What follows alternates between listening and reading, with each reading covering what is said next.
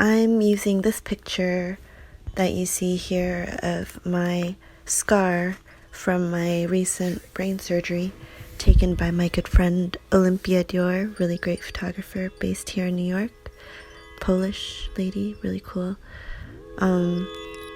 Yeah, I've been trying to decide which publication I want to publish this picture because I think it's really important historically for my work and for me personally. I think my neurosurgeon did a great job in following the line of my hair.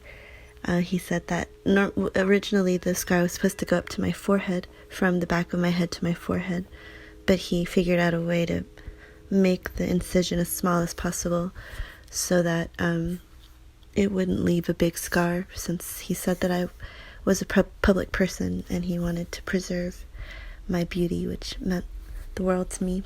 I love my neurosurgeon. So yeah, I love that picture. I don't know, I'm just really proud of what I endured and the choices that I made with this incredible neurosurgeon, and I'm just glad that I'm almost at the finishing line. It's exciting. There's so many cons that the pros almost lose precedent because it's so important to be safe. So I guess I would say it's a big pro if you can work in this industry and figure out a way where you recognize all of the levels of danger, where you can protect yourself accordingly, because a lot of it has to do with who you decide to interact with, who you allow in your inner circle. And so if you are aware of how people can exploit and abuse, then I say that's an amazing pro as a woman or an individual that identifies as a woman, because you're already 2 steps ahead from everyone else, and you're able to watch how your relationships evolve, and if they evolve in a dangerous way, you're able to put a stop to it and protect yourself. And so I think that's, if you can reach that place professionally, and if you are in the arts in some capacity and you can reach that, then I have all the faith that you can survive. But it's all about making sure that you will always be on your toes to protect yourself, because this world is so dangerous. Not just the real world, but the art world and the music world is psychologically a very dangerous place. And there are a lot more wolf in sheep's clothing than you want to believe.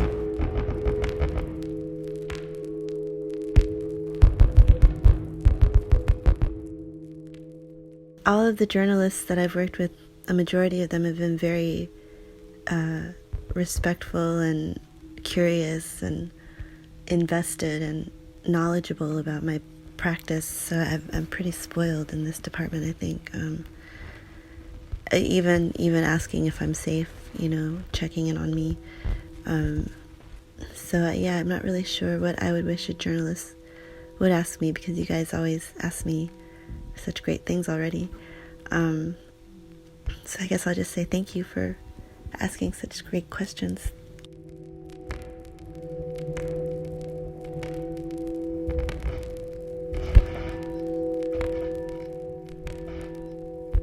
I used to have really intense nightmares as a kid, especially when I would get crazy high fevers from having really bad ear infections.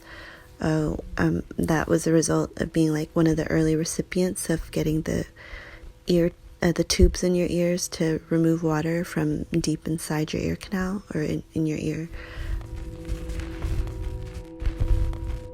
So when I would get these really crazy high fevers, I would have these really insane dreams, and it was always this one from when I was like 4 or 5 until I was about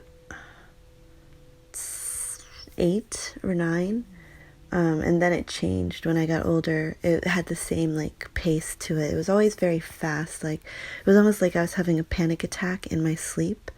And the imagery was weird. It was like I was in a meat house with like hanging legs of turkey, like not chicken, like really, the really big legs of meat.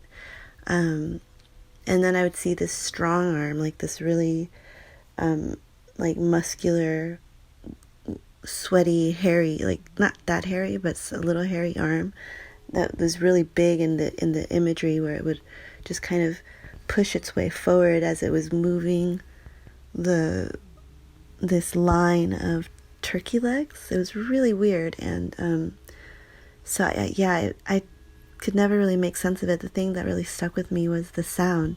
It was always this whoosh, whoosh, whoosh, and the arm would go in the beat of this sound. And as I got older, I realized that whooshing sound was my ears being able to hear my heartbeat through my ears. So I think that was really weird. It was always really intense. And then there was always this little kid, like it would flash from this arm to like this room with this little kid eating, like really quickly eating this turkey leg, and like it was really weird and really scary. And then I would wake up like really freaked out, but then I would think about the imagery and be like, but it's not that scary, like it's just weird. Like, where did I get this imagery from?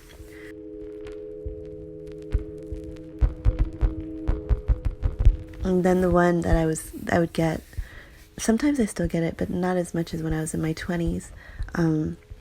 Very similar with this like woo pace. Like my ear infection stopped happening when I was around 16 or 17. And now I'm really careful with water and stuff. And so now, like, if I have these kinds of panic attacky dreams where things are just going really fast and intensely, they're like dreams where I'm being chased. And then I wake up realizing that it was a dream and that I could get away.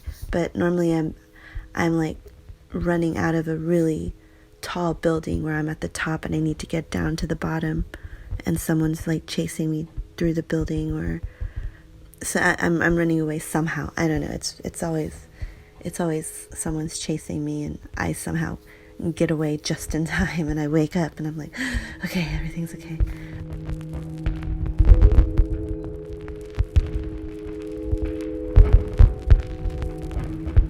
I think,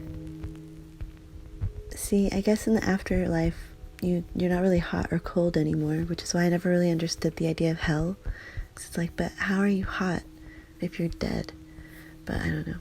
I'm an atheist, so I don't really think about these things like that.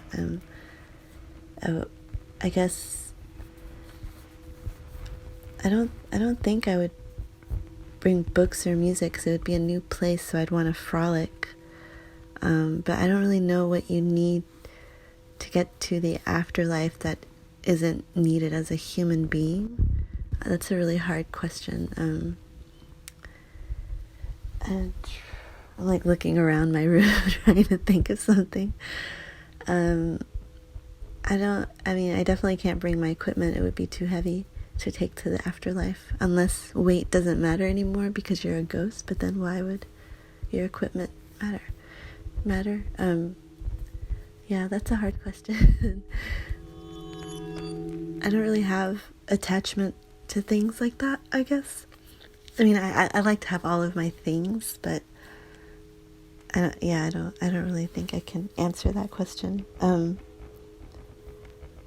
'Cause like, if you're in your afterlife, you won't need any food either. And it's not like you can drink wine because you're a ghost. So